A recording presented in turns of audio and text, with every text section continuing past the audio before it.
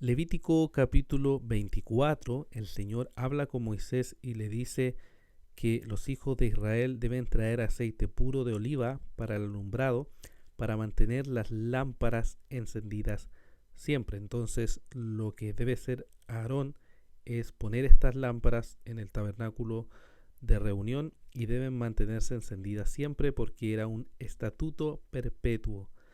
Luego del verso 5 al verso 9 tenemos el mandato de el pan de la proposición. Tiene que tomar flor de harina y hacer con ella 12 tortas y ponerlas en la mesa de oro. Debe también poner incienso puro y en los días de reposo debe poner entonces el pan delante de Dios. Solamente los sacerdotes son quienes podían comer de este pan, que era un pan sagrado en el lugar santo.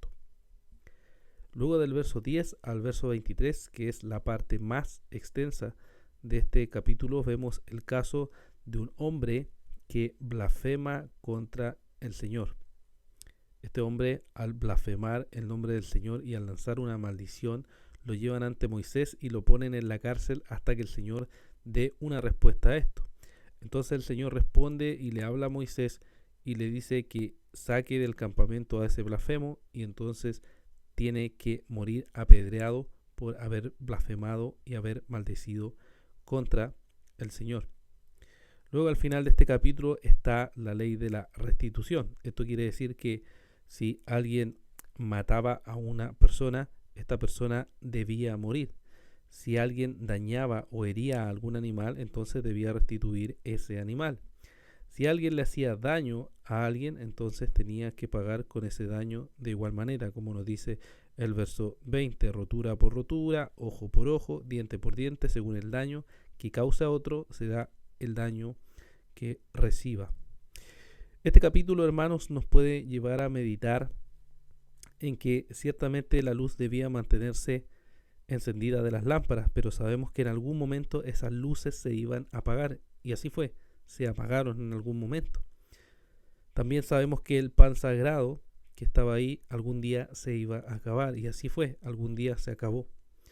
Pero podemos ver que Jesús, que es la luz eterna, jamás se apaga. Jesús es la luz del mundo y nunca va a apagarse. Jesús es el pan de vida y va a ser eternamente para nosotros. Y es el único pan que nos va a dar vida, vida eterna. Y cuando lo comemos nos da esa vida eterna en el Señor. También podemos ver que la blasfemia contra el Señor es algo que merece la muerte. Es algo terrible, es algo muy contrario a la voluntad de Dios. Pero podemos ver que incluso el apóstol Pablo, como se describe él como un perseguidor, como un blasfemo, recibió misericordia del Señor. ¿Acaso tú no has recibido esa misericordia del Señor? ¿No eras un blasfemo, no eras un perseguidor, no eras alguien que vivía contra la voluntad de Dios y que merecía la muerte? Sin embargo, el Señor tuvo misericordia de ti y tuvo gracia y te salvó y tuvo misericordia de tu vida. ¿No deberíamos agradecer por esa gran bondad que Dios ha tenido con nosotros? Pero esa bondad se ha dado porque aunque nosotros, todos los seres humanos, hemos hecho mucho daño a nuestro prójimo, a la creación o a todas las cosas, ese daño ha tenido que ser pagado por alguien. O sea, ha tenido que ser restituido por alguien. Nosotros teníamos que haber pagado por ese daño con nuestras propias vidas por haber deshonrado al Señor. Nosotros teníamos que sufrir las consecuencias de nuestros pecados.